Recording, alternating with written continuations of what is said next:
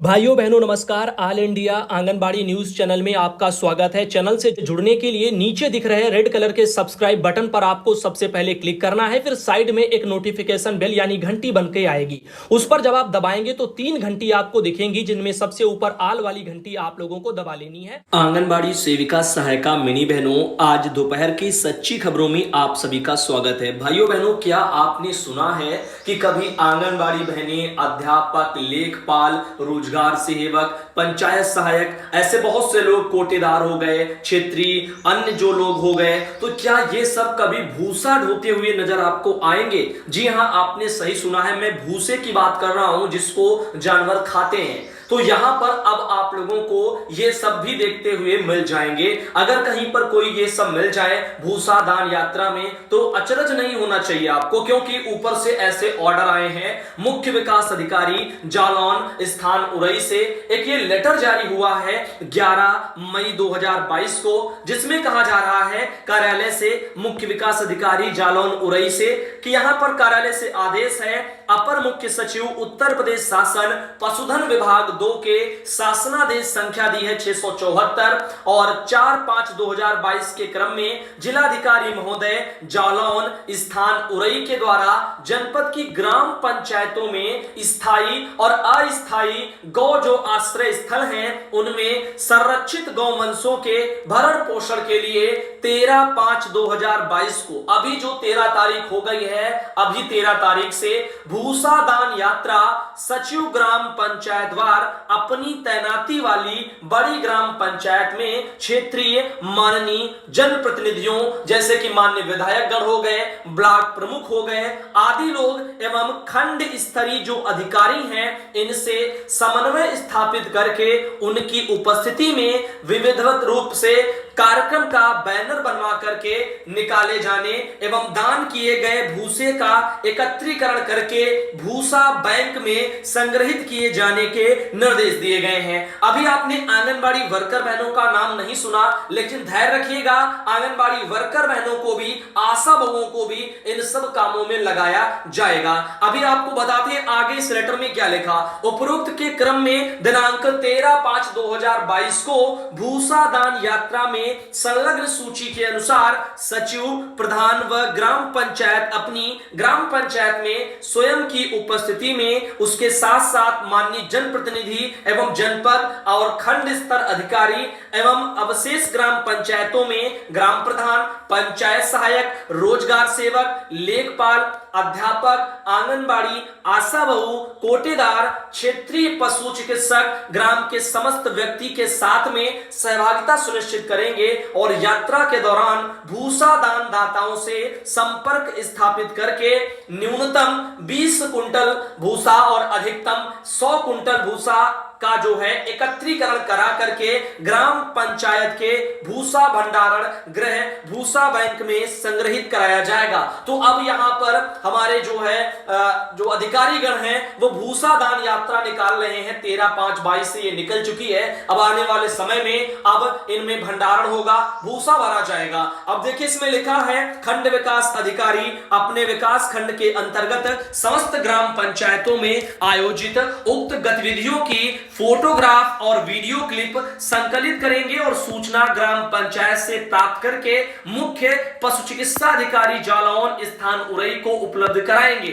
मुख्य पशु चिकित्सा अधिकारी जनपद की ग्राम पंचायत में आयोजित की गई गतिविधियां और दान में प्राप्त हुए भूसे की प्रगति की सूचना अधो हस्ताक्षरी के माध्यम से जिलाधिकारी महोदय जालौन स्थान उरई को उपलब्ध कराएंगे। तो ये डॉक्टर अभय कुमार श्रीवास्तव जी हैं, मुख्य विकास अधिकारी हैं जालौन स्थान उरई के, उनके स्तर से ये लेटर 11/5/22 को जारी हुआ है। तो आप सबने जो सुना है ये अचंभे वाली बात नहीं है। अगर कहीं आपको यहां पर पल्ली और बिछौना या फिर बोरी बिस्तरा लेकर के इस तरह से आपके ये आंगनबाड़ी वर्कर बहने, आशा बहने और लेखपाल, अध्यापक, रोजगार सेवक, ऐसे तमाम माननीय जनप्रतिनिधिगण तो भूसा ढोएंगे नहीं पल्ली लेकर के, तो जो ढोएगा कौन? छोटा कर्मचारी। तो ऐसे में अगर ये आपको गांव गांव में दिख जाते हैं तो आप समझ जाना कि यहां पर यह भूसा दान यात्रा चल रही है और यहां पर भूसा वहां पर एकत्र किया जा रहा है। अब यहां पर यह आप देखिएगा, और यह कहां चल रहा है, अभी तो केवल जालौन स्थान उरई में चल रहा है। आने वाले फ्यूचर में हो सकता है इसी तरीके से अगर वहां पर कुछ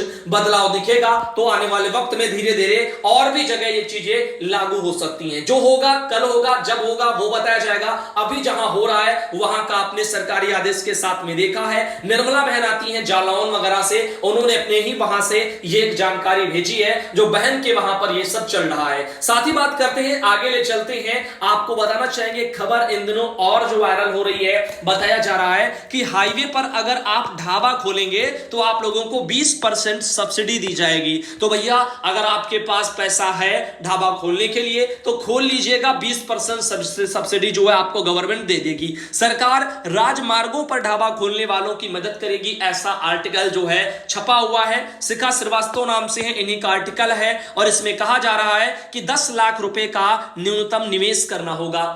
अब घर में नहीं खाने अम्मा चली भुजाने, कहावत आपने अच्छे से सुनी होगी। अब जिसके पास में अपने डेली का जो है खर्चा निकालने के लिए पैसे नहीं है, वो 10 लाख रुपए लगा करके हाईवे पर ढाबा कैसे खोलेगा। और मान लीजिएगा ढाबा खोलने के लिए अगर वो लोन भी ले लेगा सरकार से, क्योंकि गवर्नमेंट लोन भी देती है अगर आप कोई रोजगार धंधा करना चाहते हो, लेकिन उसके लिए आपको पता है कि रोजगार तो मान लीजिएगा 10 लाख रुपए का लोन ले लिया उन्होंने, लेकिन अब जगह भी तो होनी चाहिए। अब हाईवे पर जगह वो अपना किनारे हाईवे कहां से लाएंगे, क्या करेंगे, बहुत सारी चीजें। उसके बाद में फिर तमाम टैक्स दुनियादारी का झंझट। अब जो भी है सो है, गवर्नमेंट तो कह रही है, आइए इस पर देख लेते। हो सकता है आप में से बहुत से लोग हों जिनके पास अथाह पैसा हो और वो लोग अगर हाईवे पर ढाबा खोलना चाहते हैं तो शायद उनके काम की जानकारी हो सकती है। कैंपिंग साइट के लिए भी मदद का इंतजाम बता रहे हैं। ढाबे में सरकारी मानक के अनुसार सुविधाएं रहेंगी। और यहां पर देखिएगा मुकेश मेश्राम है, प्रमुख सचिव हैं पर्यटन वाले, उनका कहना है कि हम ढाबे से लेकर के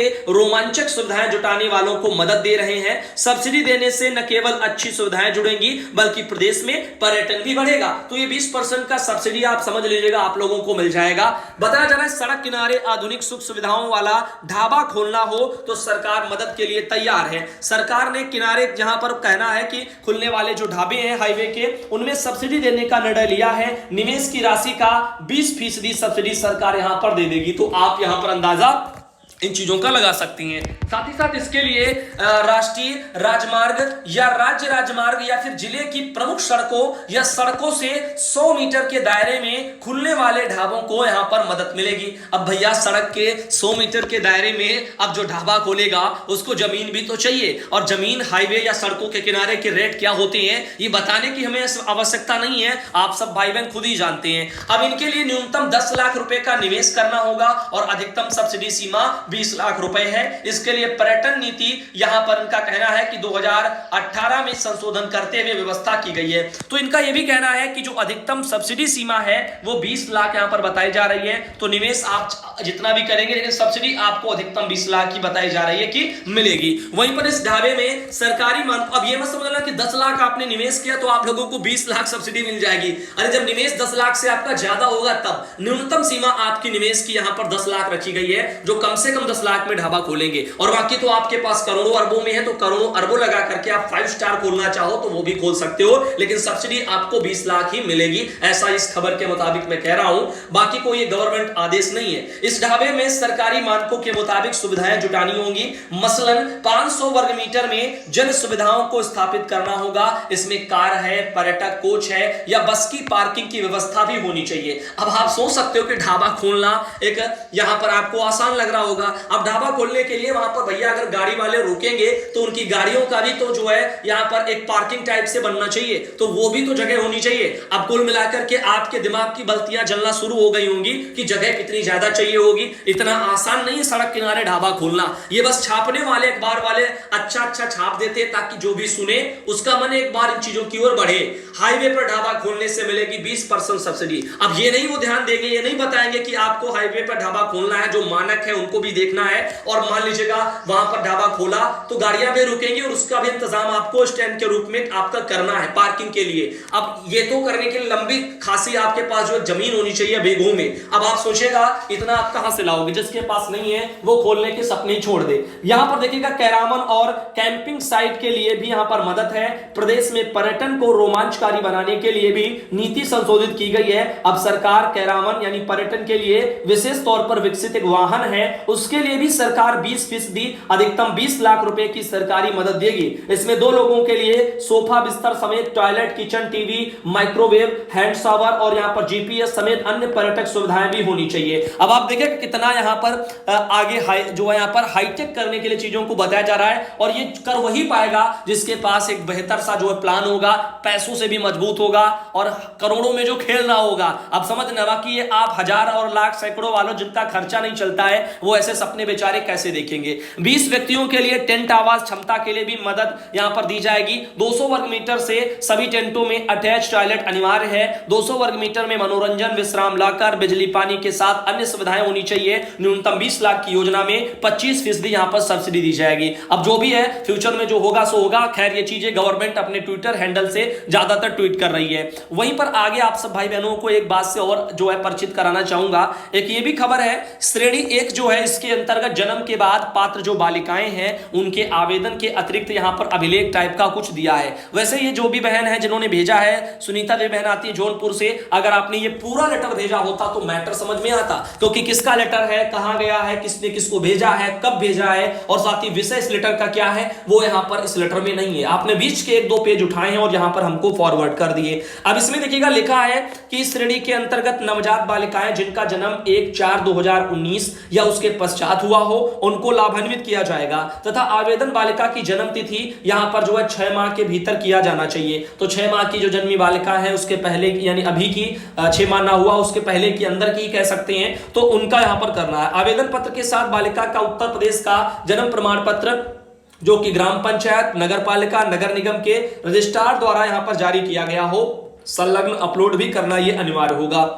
साथ ही संस्थागत प्रसव अस्पताल, नर्सिंग होम, स्वास्थ्य केंद्र या एम्बुलेंस उनमें होगा एवं संस्थागत प्रसव पंजीकरण यहां पर सब लिखा है, इसका प्रमाण पत्र संलग्न अपलोड भी करना होगा। यात्रा के दौरान अन्य किसी आकस्मिक परिस्थिति में यदि संस्थागत प्रसव नहीं होता है परंतु जच्चा बच्चा पंजीकरण, नियमित जांचें, टीकाकरण सब करवा रहा है तो ये सारी चीजें लगेंगी। और आपका यहां पर बताया जा रहा है कि कार्यकर्ता जैसे कि एएनएम हो गया, आशा हो गया, इनकी देखरेख में अगर ये चीजें हो रही हैं तो यहां पर उसका भी लाभ यहां पर दिया जाएगा। और बाकी आगे ले चलते लिखा श्रेणी 2 में टीकाकरण पूर्ण करने वाली पात्र बालिकाओं के लिए आवेदन के अतिरिक्त जो अभिलेख है वो क्या है।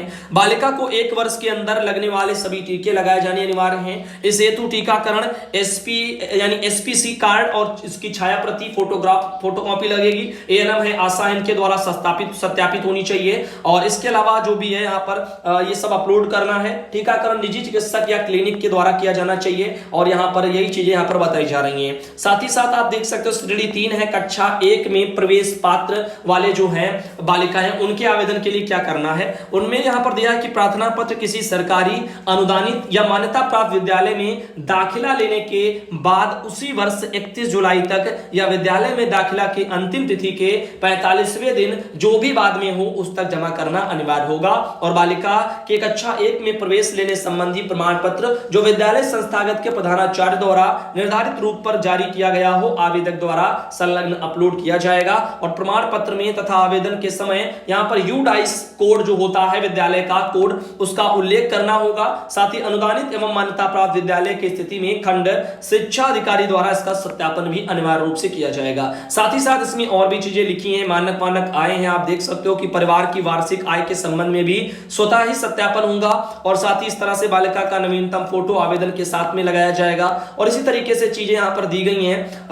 बालिकाओं की कन्या सुमंगला पहचान पंजीकरण संख्या उसका भी उल्लेख किया जाएगा। साथ ही साथ इस तरह से कुछ यहाँ पे चीजें आ रही हैं जो लगता है कन्या सुमंगला योजना से ही जुड़ी हुई हैं। साथ ही साथ आप यहाँ पर देख पा रहे होंगे शपथ पत्र भी 10 रुपए का लगेगा। शायद मुझे लगता है ये लेटर में पहले पढ़ चुका हूं, वो भी विधिवत पढ़ चुका हूं, किसने किसको भेजा है, कौन सी डेट में भेजा है, क्या विषय था, सारी चीजों को लेकर के। सभी आवेदकों के लिए अनिवार्य अभिलेखों की सूची यहाँ पे आप लोगों को दिख रही है जिसमें बैंक खाते की पासबुक की छाया प्रति है, निवास प्रमाण पत्र, दुनियादारी का ये सब कुछ सब दिया हुआ है। तो अब ऐसे बात करना ही बेकार है, क्योंकि जब इसका विषय ही यहां पर ज्ञात नहीं है कि ये कौन से मुद्दे को लेकर के यहां पे बात हो रही है और किसने किसको लेटर भेजा।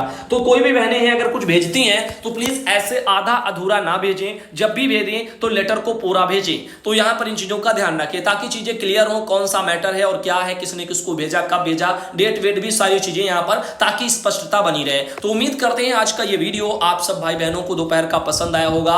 और हाँ, आप इस जो है खबर को थोड़ा गंभीरता से जरूर लेना। ये भूसा दान जो यात्रा है ये थोड़ा अचरज वाली देखने को मिल रही है, क्योंकि अब ऐसे कामों में भी आंगनबाड़ी वर्कर बहनें, आशा बहनें, कोटेदार और इन सभी लोगों को वहां पे लगाया जा रहा है। अध्यापक हैं, लेखपाल हैं। अब भूसा दान यात्रा में ये लोग शामिल हो रहे हैं। 13 तारीख को वहां पे ये कार्यक्रम जालौन में मनाया गया होगा, जालौन स्थान उरई। तो आज का वीडियो यहीं तक, अगले वीडियो